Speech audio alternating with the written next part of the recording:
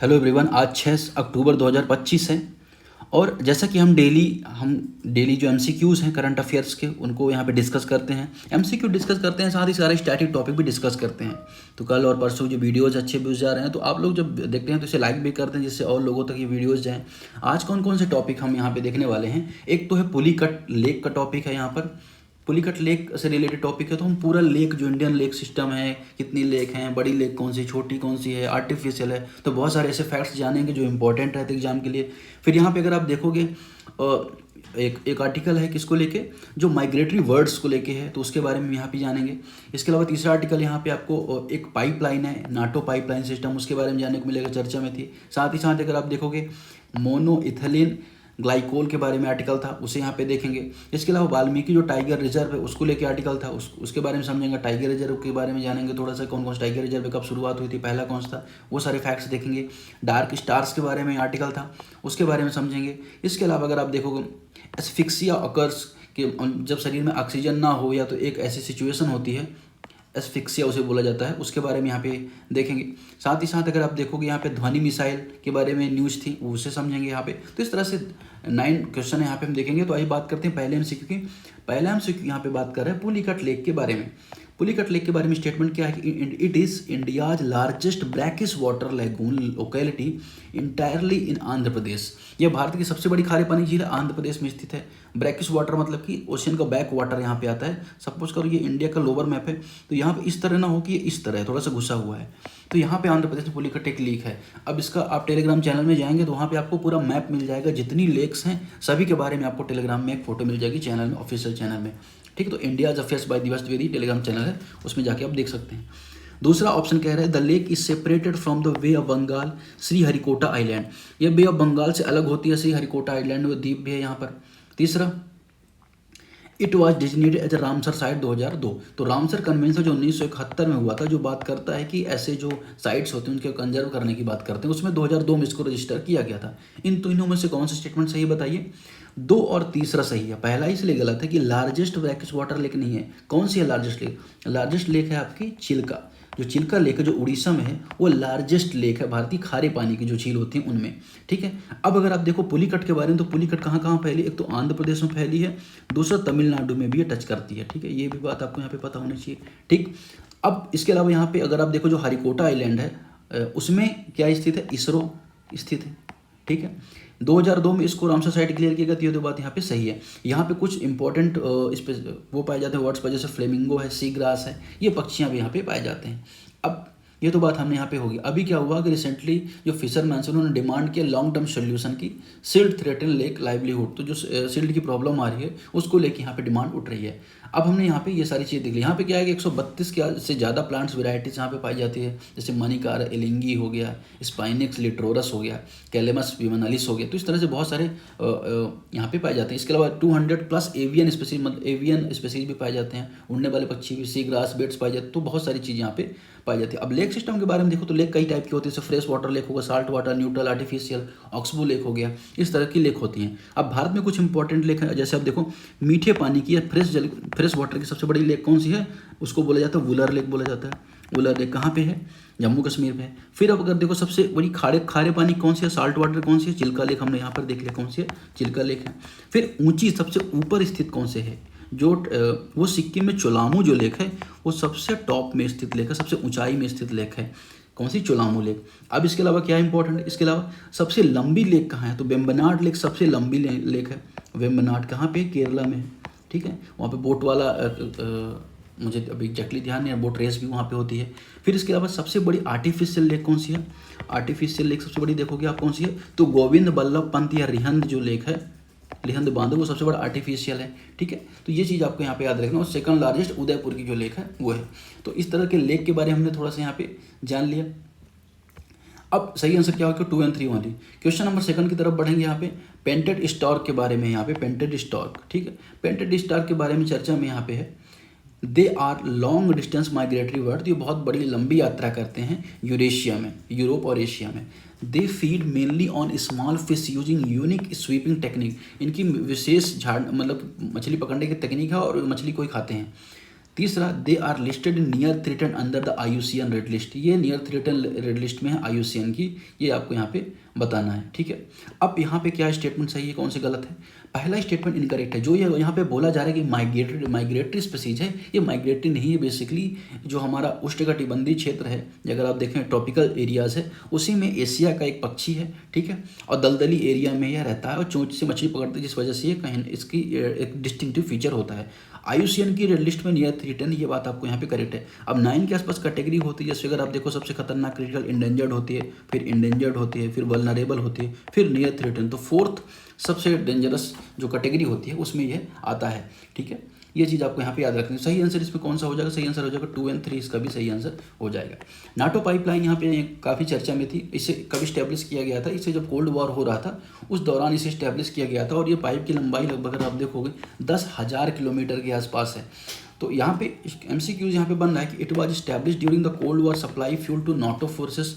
तो नाटो सेनाओं को देने के लिए किया गया। अब नाटो सेनाएं क्या, आपको पता होना चाहिए कि जो कोल्ड वॉर चला तो 1950 से लेकर 1991 के बीच में कोल्ड वॉर चला। कोल्ड वॉर में 2 ग्रुप देखने को मिलते थे। एक USA लेड ग्रुप है जो नाटो जिसे कहा जाता है, नॉर्थ अटलांटिक ट्रीटी ऑर्गेनाइजेशन। दूसरा था USSR जिसमें सीटो ग्रुप था, ठीक है। अब इन दोनों के बीच कॉन्फ्लिक्ट था, युद्ध तो नहीं हुआ, लेकिन एक आर्म्स रेस चल रही थी, एक न्यूक्लियर रेस चल रही थी, एक साइंटिफिक रेस चल रही थी। अब उस टाइम पे जो नाटो था उसने आर्टिकल 5 भी बनाया गया था।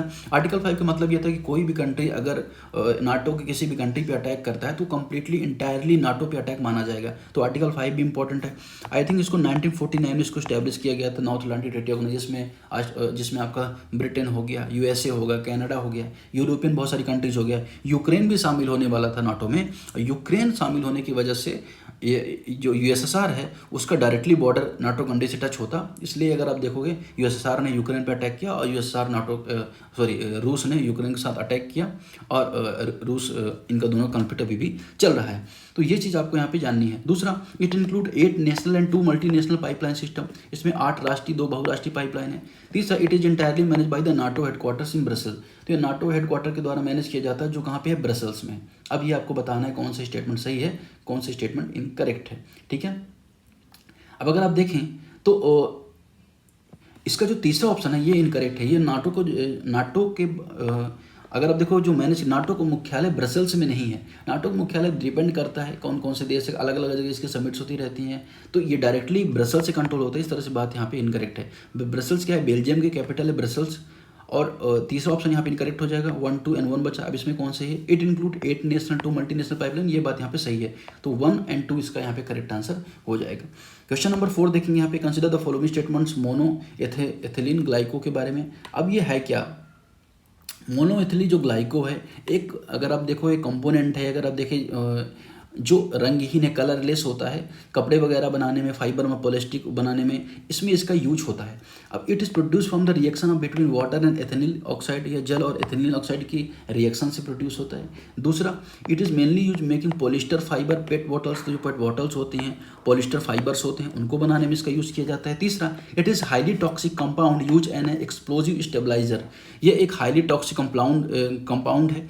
इसका उपयोग अगर आप देखोगे किसमें किया जाता है? एक्सप्लोजिव स्टेबलाइजर में किया जाता है। यूज एंड एक्सप्लोजिव स्टेबलाइजर, इस रूप में इसका यूज किया जाता है। अब अगर आप देखें इसमें कौन कौन से स्टेटमेंट सही, तो सही स्टेटमेंट यहाँ पे 1 और 2 है। यहाँ पे 3 स्टेटमेंट यहाँ पे इसका इनकरेक्ट हो जाएगा। ये पहली बात ये कि टॉक्सिक नहीं होता, यहाँ पे जो बात हो रही है हाईली टॉक्सिक है, तो हाईली टॉक्सिक नहीं होता। लेकिन और दूसरा यहाँ पे जो बोला जा रहा है ना कि इसका यूज किया जाता है एक्सप्लोजिव स्टेबलाइजर में, वह भी बात यहाँ पे इनकरेक्ट है, ठीक है। कपड़ा उद्योग में इसका मेनली उपयोग होता है। अभी सरकार जो कपड़ा इंडस्ट्रीज़ है, या अगर आप देखो इन्होंने कि टेक्सटाइल इंडस्ट्री उसने मांग की है कि भाई एंटी डंपिंग ड्यूटी ना लगाया जाए, किस पे? जो MEG है, मोनो इथेनाइल ग्लाइकोल है, इसमें ना लगाया जाए। इससे क्या हो रहा है कि जो पॉलिस्टर और फाइबर फिलामेंट सब नहीं बन पाएंगे, तो इससे जो टेक्सटाइल इंडस्ट्री है वो कहीं ना कहीं घाटे में जाएगी, नुकसान होगा। तो इसकी अभी यहाँ पर डिमांड थी, जिस वजह से हमने यहाँ पर देखा। अगला क्वेश्चन, अब और इसका केमिकल फार्मूला भी आप देख लीजिए, C2H6O2 इसे बोला जाता है, ठीक है ना। ये एक तरह का चिपचिपा होता है, साफ होता है, मीठे स्वाद वाला होता है। तो ये चीज़ आपको यहाँ पे थोड़ा सा याद रखनी है। इसका एक और बहुत इंपॉर्टेंट फीचर है, वो हाइग्रोस्कोपिक होता है। हाइग्रोस्कोपिक होता है यानी हवा से नमी को सोख लेता है। ये बहुत इंपॉर्टेंट होता है खासतौर पे कॉटन इंडस्ट्रीज़ के लिए। तो ये चीज़ आपको यहाँ पे याद रखनी है, ठीक। तो जो वाहन मशीनरी है, गैस पाइपलाइन है, कपड़ा इंडस्ट्रीज में इसका उपयोग होता है। क्वेश्चन नंबर 5 देखेंगे, वाल्मीकि टाइगर रिजर्व के बारे में यहाँ पे देखेंगे। Consider the following statements. It is located in the west Champaran district, Bihar. Bihar के वेस्ट चंपारण डिस्ट्रिक्ट में है कौन सा? Valmiki tiger reserve. दूसरा, it form the westernmost limit of Terai forest India. यह भारत के तराई वनों में पश्चिमी सीमा बनाता है, जो तराई रीजन है उसमें जो वेस्ट इसकी बाउंड्री बनाता है। तीसरा, it lies with in the Gangetic plain in biographic zone. यह गंगेय मैदान में जैव भौगोलिक क्षेत्र में आता है। इन तीनों में कौन सी स्टेटमेंट करेक्ट है आपको बताना है। अब यहाँ पे जो बात हो रही है दूसरा स्टेटमेंट, तो ये पूर्वी सीमा बना रहे, ईस्टर्न सीमा बना रहे तराई रीजन की। क्योंकि अगर आप मैप देखोगे तो मैप अगर आप देखा इसको यहाँ पे थोड़ा सा बना लेते हैं, ठीक है, ऐसे रफली आइडिया बना लेते हैं। तो ये यहाँ पे अवस्थित है, तो ईस्टर्न बाउंड्रीज की बना रहा है यहाँ पे, ठीक है, किसकी? तराई रीजन की। तो दूसरा ऑप्शन यहाँ पे एलिमिनेट हो जाएगा। सही आंसर क्या हो जाएगा? C1 and 3। अब कुछ और भी जानना जरूरी होता है, जैसे प्रोजेक्ट टाइगर की शुरुआत कब हुई थी? प्रोजेक्ट टाइगर की शुरुआत हुई थी 1973 में। इसके अलावा और क्या जानेंगे? सबसे पहला टाइगर प्रोजेक्ट कौन बना था? हेली जो national park, Jim Corbett national park बनाया गया था। किसको? हेली नेशनल पार्क को। क्या बनाया गया था? जिम कॉर्बेट नेशनल पार्क बनाया गया था। ये इंपॉर्टेंट है। और क्या इंपॉर्टेंट है? अगर आप देखें यहाँ पे सबसे ज़्यादा टाइगर रिजर्व कहाँ? तो मध्य प्रदेश सबसे ज़्यादा टाइगर रिजर्व है। टाइगर स्टेट भी मध्य प्रदेश को बोला जाता है, ठीक है। टाइगर को अगर आप देखोगे तो इंडेंजर्ड स्पीसीज के रूप में कैटेगराइज किया जाता है IUCN में, ये भी इंपॉर्टेंट है।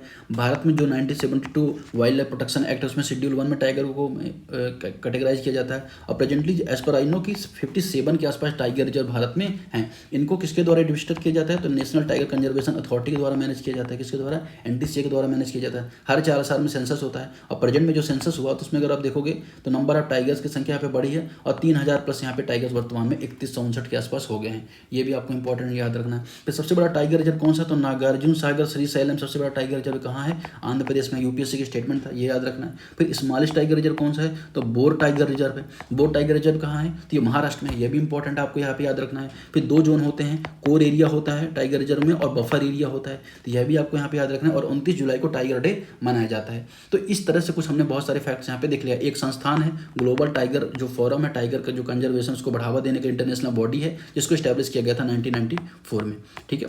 तो कुछ हमने फैक्ट्स यहाँ पे देख लिया। अब अगर आपके पास लिस्ट हो या तो आप टेलीग्राम चैनल में जाएंगे तो आपको सारे टाइगर रिजर्व का फोटोज में मिल जाएगा, वहाँ पे कौन सी लोकेशन कहाँ किस राज्य में है, तो आप टेलीग्राम चैनल जरूर ज्वाइन कर लें। फिर consider the following statements about the dark star. Dark star के बारे में आपको स्टेटमेंट यहाँ पे बतानी है। पहला स्टेटमेंट यहाँ पे क्या कह रहा है? पहले स्टेटमेंट यहाँ पे कह रहा है कि they are hypothetical ancient stars power by dark matter annihilation instead of nuclear fusion. ये काल्पनिक तारे होते हैं और जो न्यूक्लियर फ्यूजन होता है, जब 2 न्यूक्लियर आपस में पास में आते हैं तो उसे न्यूक्लियर फ्यूजन कहते हैं, और जब न्यूक्लियर टूटते हैं तो उसे न्यूक्लियर फ्यूजन कहते हैं, नाभिकीय विखंडन कहते हैं। तो ये यहाँ पे यह कहना चाह रहा है कि ये काल्पनिक जो तारे हैं, यह हाइपोथेटिकल एंशिएंट स्टार्स हैं, ये डार्क मैटर के द्वारा पावर हैं। साथ ही अगर आप देखोगे ये कहना चाह रहे हैं कि जो न्यूक्लियर संलयन होता है, जो न्यूक्लियर जब पास में आता है उससे एनर्जी बनने से बने हैं। दूसरा, they are smaller and denser than our sun. ये हमारे सूर्य से छोटे और अधिक घने हैं। तीसरा, they are difficult to detect because they emits radiation mostly outside the visual spectrum. इन्हें खोजना कठिन है क्योंकि अगर आप देखोगे इनका जो रेडिएशन है बहुत ज़्यादा है ना, इमिट करता है, तो इस वजह से इन्हें खोजना यहाँ पे कठिन हो जाता है। अब 6 का जो इसमें कौन सही आंसर हो जाएगा? सही आंसर हो जाएगा 1 and 3 यहाँ पे। दूसरा ऑप्शन यहाँ पे इनकरेक्ट हो जाएगा, ठीक है। अब अगर आप बात करो तो ये डार्क मैटर का जो वो होता है डिस्ट्रक्शन हुआ उससे एनर्जी तो प्राप्त करते हैं, ना कि न्यूक्लियर फ्यूजन से, ठीक है। अब इसमें ठीक है, तो यहाँ पे हमने यहाँ पे देख लिया सही आंसर कौन सा हो जाएगा? 20 का यहाँ पे सही आंसर हो जाएगा। आगे हम बात करें क्वेश्चन नंबर 8 में। क्वेश्चन नंबर 7 की तरफ बढ़ते हैं। क्वेश्चन नंबर 7 में क्या है? Consider the following statements. यहाँ पे जब asphyxia occurs when the body does not get enough oxygen. ये कब होता है? जब ऑक्सीजन बॉडी को ना मिल पा रही हो। अब यह ऐसी कंडीशन होती है जब शरीर में ऑक्सीजन पर्याप्त नहीं मिल पाता है या बाहरी दबाव होता है, फेफड़े फैल नहीं पाते, तो इससे सांस की गति रुक जाती है, जिससे जो ब्लड का सर्कुलेशन वह रुक जाता है। उस पोजीशन को एस्फिक्सिया कहा जाता है। जब शरीर में पर्याप्त ऑक्सीजन नहीं मिलता वो सिचुएशन है, तो यह तो बात यहाँ पे करेक्ट है। Compressive asphyxia happen when external pressure prevent chest compression.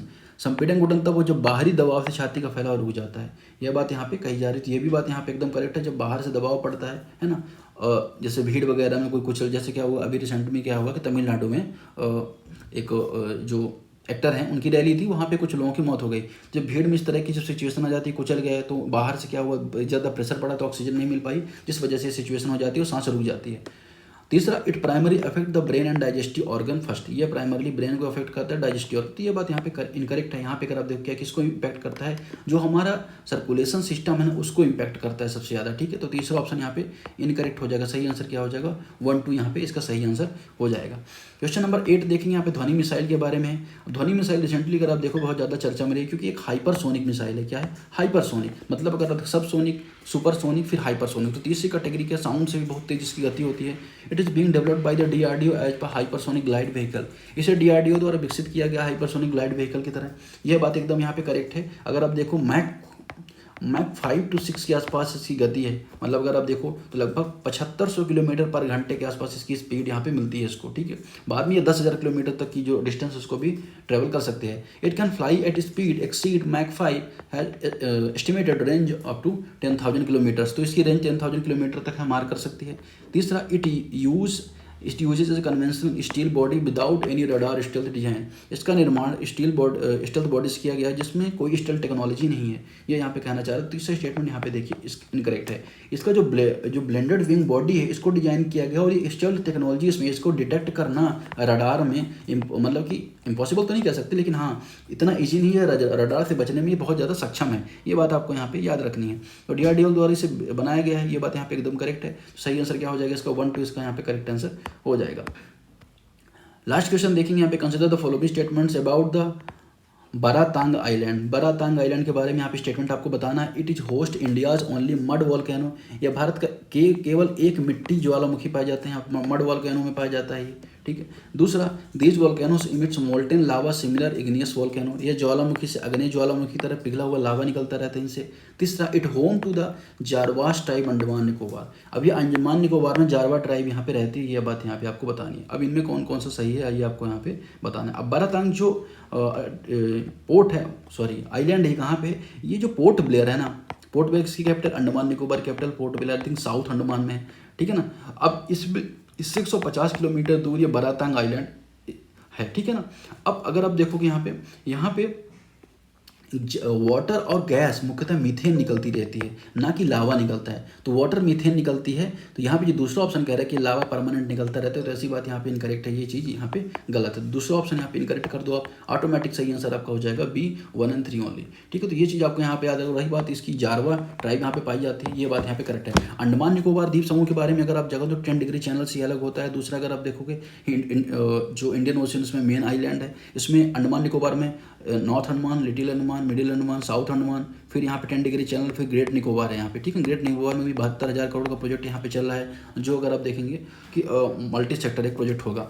इसके अलावा जारवा है, शोम्पेन है, ये सारी टाइप्स यहाँ पे पाई जाती हैं। यहाँ पे जनसंख्या ज़्यादा नहीं, 30,000 के आसपास है, बहुत सारी टाइप यहाँ पे डिक्लाइन कर रही है। यहाँ पे जितनी भी ट्राइब पाई जाती है सभी को पार्टिकुलर वल्नरेबल ट्राइबल ग्रुप के अंदर कंसिडर किया जाता है। यहाँ पे 2 वॉल्केनो आइलैंड है जहाँ पे ज्वालामुखी विस्फोट होते हैं। एक तो नारकोंडम है, नारकोंडम इसके बारे में UPSC ने पूछ चुका है, जो अंडमान में ही स्थित है। दूसरा है क्या, बैरन आइलैंड, यह भी अंडमान में स्थित है, ठीक है। तो दोनों इंपॉर्टेंट हो जाते हैं। तो इसका सही आंसर क्या हो जाएगा, B सही आंसर हो जाएगा। कुछ फैक्ट्स भी हमने यहाँ पर देख लिए। तो आज की डिस्कशन फिलहाल इतना ही। अगर आपको पसंद आया तो यहाँ पे आप लाइक करें, कमेंट करें और दोस्तों से जरूर शेयर करें। Thank you very much.